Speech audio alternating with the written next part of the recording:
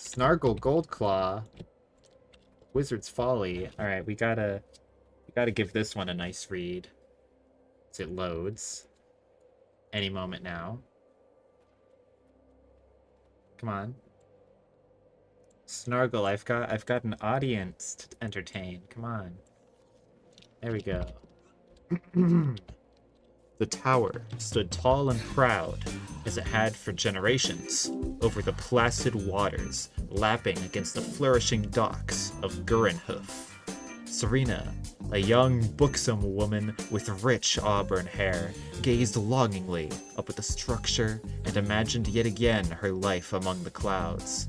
Since she had been a small girl growing up in the small fishing hamlet she called home, her dreams and thoughts had bent towards the mysterious Wizard's Tower, so named by the town's leaders, past and present, for the watchful, strong presence of Angurin, the legendary wizard of the tower. Serena sighed to herself, picturing the figure of the wizard as she imagined him in her mind. As rumor had it, Angurin had never been seen. Some claimed he was human, others that he was of a species no one in Tyria had ever witnessed. She painted a mental image of him, with strong arms rippling with wiry, strong muscles. Serena imagined those arms enveloping her, protecting her as Angurin's tower protected their village. She breathed in the sea air, felt the warm breeze on her cheek, and envisioned that they were Angurin's caresses. Someday, she muttered softly to herself, someday I'll know the embrace of those arms. Little did she know that her words, soft though they were carried lightly on the breeze, playing among the clouds surrounding the tower, until finally, gently circling into Angurin's sensitive ears.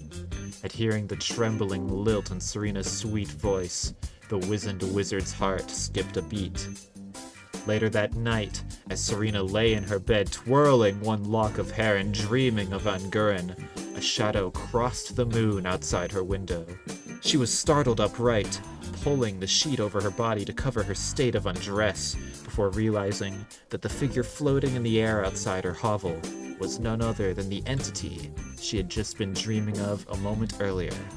Angurin. This is shockingly long. These are usually like less than a page for the Snargle books. He floated closer, tendrils of soft blue magic preceding him into the room through the window frame.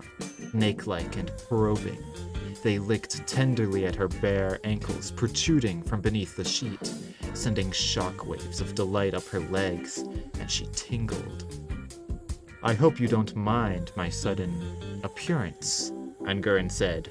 His voice echoed through the room and permeated every pore of her skin, and she shivered. "You're the wizard," she heard herself stammer awkwardly, her nervousness stealing all rational thought from her mind. Angurin seemed unperturbed and floated closer to the window. His red eyes glowed warmly in the darkness, and Serena felt her hands go slack, coming to rest by her side, the sheet sliding down the length of her torso. She smiled, finally gathering her courage as she began to rise from her bed. "I've always wanted to learn magic." Moving on,